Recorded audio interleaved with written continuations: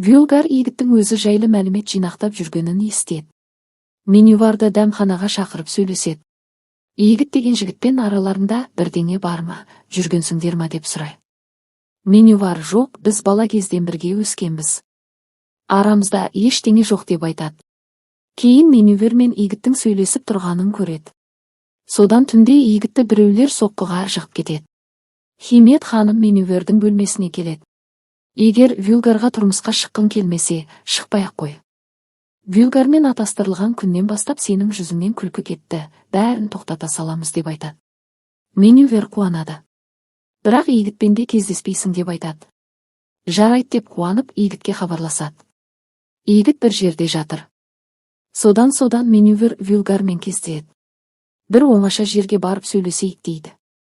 Қолындағы жүзігін шешіп, саған тұрмысқа шықпаймын деп береді. Вюлгар ашуланып бір ұрады. Егіт үшін бе, екеуің араңда бірдеңе бар ғой, иә деп шашынан жұлады. Айдалаға алып келеді. Жардан құлатпақ болады. Маған тұрмысқа шығасың, шықпасаң егітті өлтіремін деп айқайлайды. Менювар бақырып жатыр. Егітті көшеде біреулер тауып алады. Ауруханаға әкеледі. Сұлтанға хабарлап айтады. Менюверді Вюлгар үйіне әкеледі. Біреуге тіс жаратын болсаң аямаймын деп айтады. Менювар үндемей түсіп кетеді. Есіктен сығалап қарап тұрады. Вюлгар біреуге хабарласып, Менюварды аңдисың деп бұйрық береді. Вюлгар кеткен соң Менювар шығып кетеді. Сұлтан баласына қарап жылап тұр. Менюварға хабарлап айтады. Содан ауруханаға келеді. Сұлтан: бұны кім істегенін білесің бе деп сұрайды. Менювар жоқ деп басын шайқайды. Күйеу жігітің егіт туралы біле ме деп сұрайды. Жоқ, білмейді деп жауап береді. Маңдайың ісіп кетіпті, не болған, кім істеді деп сұрайды. Есікке ұрып алдым деп айта салады. Ремзилер келеді. Менювер сыртқа шығады. Сыртта Вюлгар отыр. Менювар Вюлгарға бір қарап, полицейлерге бір қарап тұрады. Вюлгар басын шайқап шақырады. Менювар келіп көлігіне отырады. Сен істедің ғой, иә, қандай хайуан едің деп ұрсады. Вюлгар: иә, сен тыныш жүрмесең ол өледі деп қорқытады. Ешкімге айтпаймын деп жылайды. Үйіне әкеп тастайды. Менювар бөлмесіне кіріп бет-аузын жөндеп шығады. Анасы: айырылыстыңдар ма деп сұрайды. Жоқ дейді.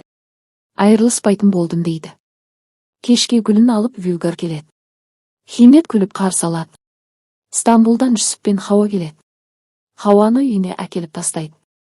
Анасы көріп қуанып құшақтайды. Жүсіп үйіне келеді. Барлығы кешкі ас ішеді. Сұлтан Хауаға хабарласып, жарастыңдар ма деп сұрайды. Иә дейді. Анасы Жүсіппен келгенін естіп ұрсады. Жүсіпке тимейсің, Химет ханым сені қабылдамайды деп ұрсады. Хауа анасына: Жүсіпке тұрмысқа шығамын деп кетіп қалады. Алдынан әкесі шығып қуанады. Хауа егіттің жағдайын естіп ауруханаға келіп жағдайын сұрайды. Содан Топырақ екеуі кездесіп сөйлесіп отырады.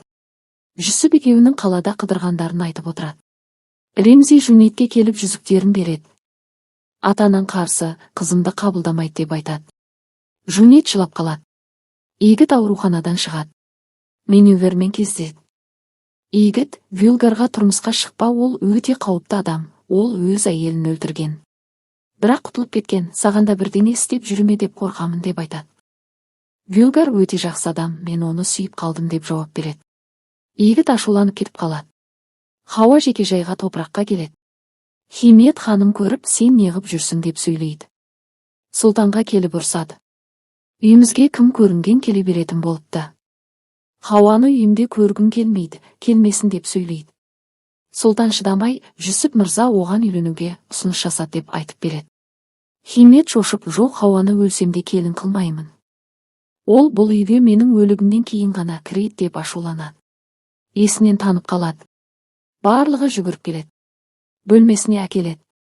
Химет тағы ашуланып сұлтанға ұрсып отыр. Жүсіп келеді. Жүсіпке білдірмей отырады. Жүсіп: апа, сені кешке болашақ келініммен таныстырамын. Мейрамханаға кешкі асқа барамыз, дайындал деп айтады. Жарайды деп отырады. Кешке екеуі мейрамханаға келіп отырады. Химет Жүсіпке: ол қандай қыз, қай жақтың қызы деп сұрап отырады. Хауа келеді. Міне сенің келінің деп Жүсіп анасына қарайды. Химет үндемей біраз тұрады. Хауа келіп қолын сүйеді. Химет отбасымызға қош келдің деп құшақтайды. Балам сені таңдаған екен, көнбеске амал жоқ.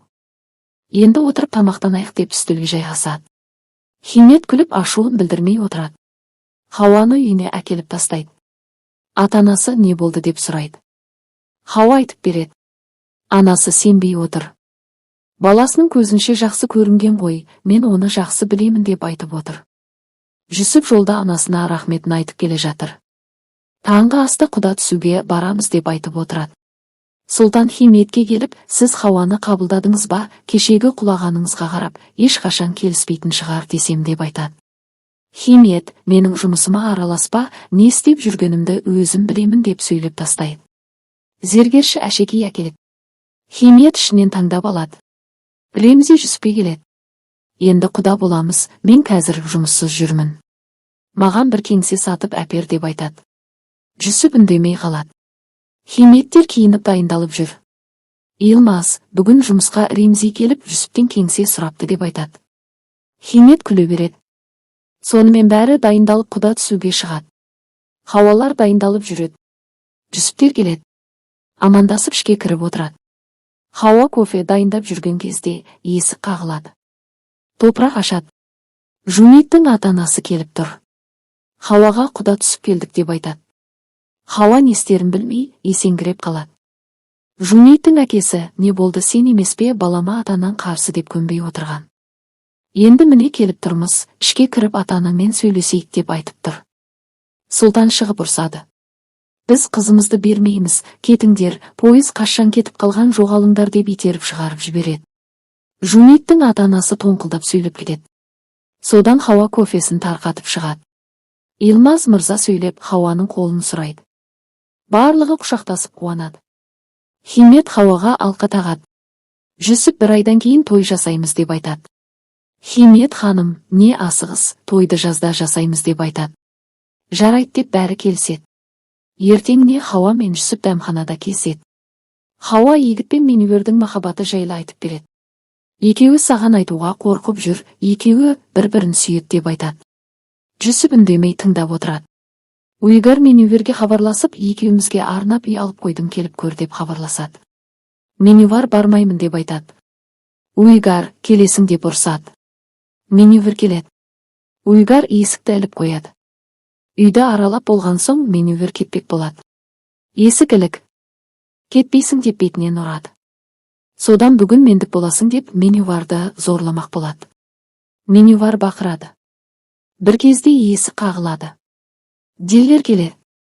Менювар соны пайдаланып, мен қайтайын деп шығып кетеді. Сыртқа шығып жылайды. Үйіне келіп бөлмесінен шықпай жатады. Химет ханым кешкі асқа шақырады, есігін ашпайды. Барлығы уайымдап жиналады. Жүсіп есігін теуіп ашып ішке кіреді. Менювар жылап жатыр. Қызым не болды деп Химет сұрайды. Содан Менюверге ауа жетпей, жағдайы нашарлайды.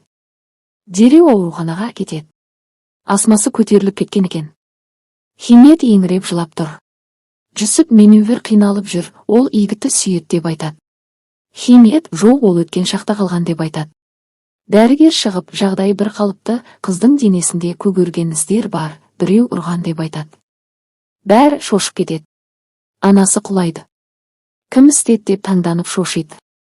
Жүсіп Уйгардың үйіне келеді. Менювердің астма ауруы асқынып кетті. Денесінде көгерге іздер бар, оны кім ұруы мүмкін деп сұрайды. Уйгар оны егіт ұрды деп айтады. Мен өз көзіммен көрдім, көшеде егіт оны ұстап алып қорқытып тұр екен. Тұрмысқа шықсаң өлтіремін деп қорқытыпты, Менювер сендерге айтпа деген соң айтпадым деп соға салады. Жүсіп сенеді. Уйгар ауруханаға келеді. Химет оған, қызымды ренжіткен адамды аямаймын, сен болсаң да, басқа болса да аямаймын деп айтады. Химет Менюверге кіреді. Менювер ессіз жатыр. Содан Уйгар кіреді. Аузындағысын алып қорқытады. Менювар демала алмай қалады. Кейін Менюверді ауруханадан шығарады. Үйіне әкеледі. Жүсіп Сұлтанмен сөйлеседі.